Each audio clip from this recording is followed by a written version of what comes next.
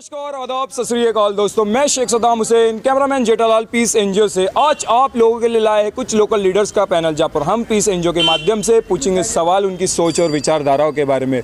तो आइए मिलते हैं आज के हमारे गेस्ट मुंबई के वार्ड 85 के। मैम, मुझे ये बताइए, आप इधर के करंट सेवक रह चुके हो, आपने इधर पास्ट वर्क क्या किया और कितने सालों से आप सोशल वर्क का काम कर रहे हो इस विले पार्ले में?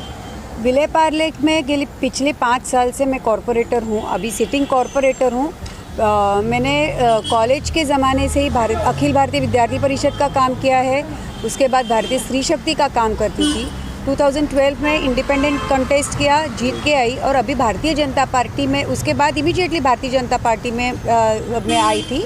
और वैसे भी हमारे विचार आचार सब भारतीय जनता पार्टी के ही है और अभी भारतीय जनता पार्टी की टिकट से मैं कॉन्टेस्ट कर रही हूँ। जो काम किए आपने पूछा है, तो जो भी स्लम्स में होते गटार पायवाटा दुरुस्तीकरण, शौचालय का प्रॉब्लम हो या रोड दुरुस्तीकरण, फुटपाथ दुरुस्तीकरण या ये सब तो काम किया है, ये तो अलग बताने की ज़रूरत नहीं होती है। लेकिन विले पार्ले में सबसे बड़ा जो प्रॉब्लम था, मिलन सबवे में पानी जो भरता है, उसका बहुत बड़ा मीडिया इशू हुआ करता था हर साल बारिश में।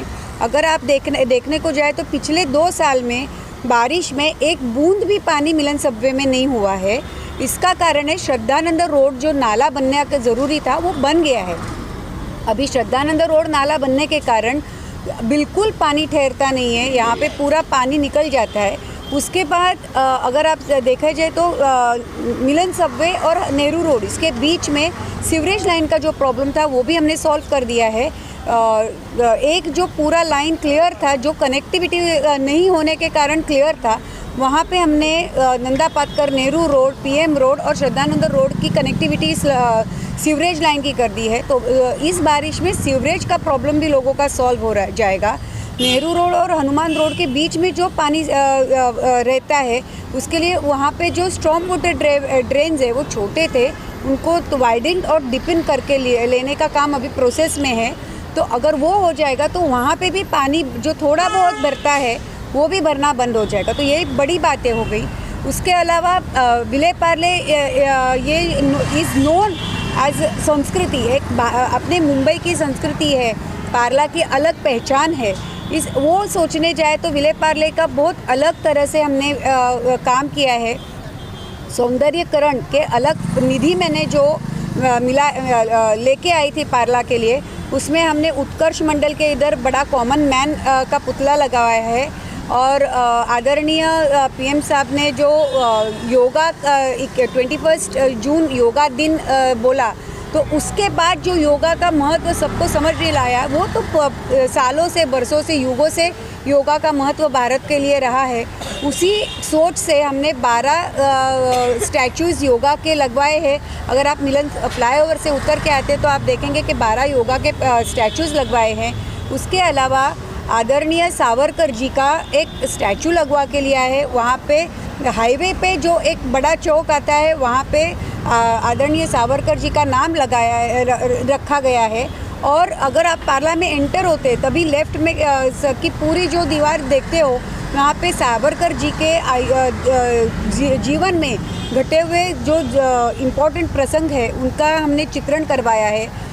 थोड़ा आगे जाएंगे तो पुराने विले पार्ले और नया विले पार्ले का चित्रण करवाया है। इस तरह सौंदर्यीकरण का भी अलग से काम करवाया है। तो मेरे ख्याल से अलग अलग इश्यूज़ जो बहुत इम्पोर्टेंट है पार्ला के लिए, वो उनको मैंने पूरी तरह से टच किया है। और रेगुलर जो काम होता है वो तो बिल्कुल किया है। और इसी के कारण आज भारतीय जनता पार्टी ने मुझ पर विश्वास रख के ओपन वार्ड होते हुए भी एक महिला नगर सेविका को वापस चांस दिया है। और मैडम, ये जो ओपन वार्ड में बहुत लोग हैं, जो कांग्रेस के अलग अलग पार्टीज बहुत स्ट्रांग ये कर रहे हैं, तो आपका फ्यूचर एजेंडा, फ्यूचर मिशन क्या होगा इस वार्ड में? आप क्या करना चाहते हो अभी? और मेरे ख्याल से एक एजेंडा ऐसे कहने का, नगर सेवक का काम होता है कि नगर की सेवा करना। हम लोक प्रतिनिधि है तो लोगों का प्रतिनिधित्व बीएमसी में करना होता है, वो बिल्कुल करूँगी। उसके अलावा यहाँ पे जो कोई इम्पोर्टेंट रोड है वो पूरे काम पूरा नहीं हुआ है, उसका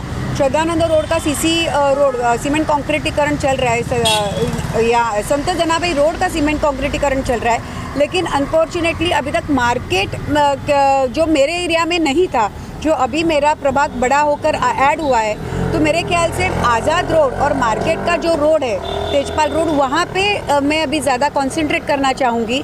वहाँ के बहुत से रोड है जो बिल्कुल काम नहीं हुआ था वहाँ के रोड्स ठीक करवाना और मार्केट में एक ऐसी सिस्टम लाना कि जिसके कारण लोगों का ट्रैफिक जाम ना हो, अच्छी और ताज़ी सब्जी, क्योंकि पार्ला में बाहर से लोग भी आते हैं, अच्छी सब्जी मिलती है इसके लिए, तो वो एक अच्छी से प्लानिंग के पूर्वक महानगर पालिका और मार्केट के सब वेंडर्स साथ में मिलकर कुछ करें, ऐसी मेरी कोशिश रहेगी। और मैम जाते जाते आप आपके ऑपोजिशन को क्या मैसेज देना चाहते हो?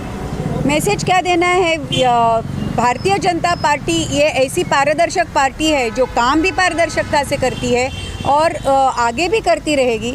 तो उनके लिए यही कहना चाहूँगी कि भाई आप पारदर्शिता को अगर मानते ही नहीं हो तो आपके लिए आप हमारे प्रतिस्पर्धी भी नहीं हो, क्योंकि जो पारदर्शिता हमारे में है वो आप में नहीं है, तो प्रतिस्पर्धी हो ही नहीं सकते। अच्छा मैम, जाते जाते पीस एनजीओ के माध्यम से आपके इधर के रहवासी, इधर के लोगों को क्या अपील, क्या मैसेज देना चाहते हो आप? मैं बस आप सभी लोगों को कहना चाहूँगी कि पिछले 5 सालों में मैंने दिल से काम किया है, 24 आवर्स अवेलेबल रही हूँ, मेरा मोबाइल नंबर हर एक के पास रहा है, तो इतना ही कहूँगी कि उसी तरह से अगले 5 साल के लिए आपकी सेवा में ज़रूर रहूँगी और आप कभी भी मुझे कांटेक्ट कर सकते हो।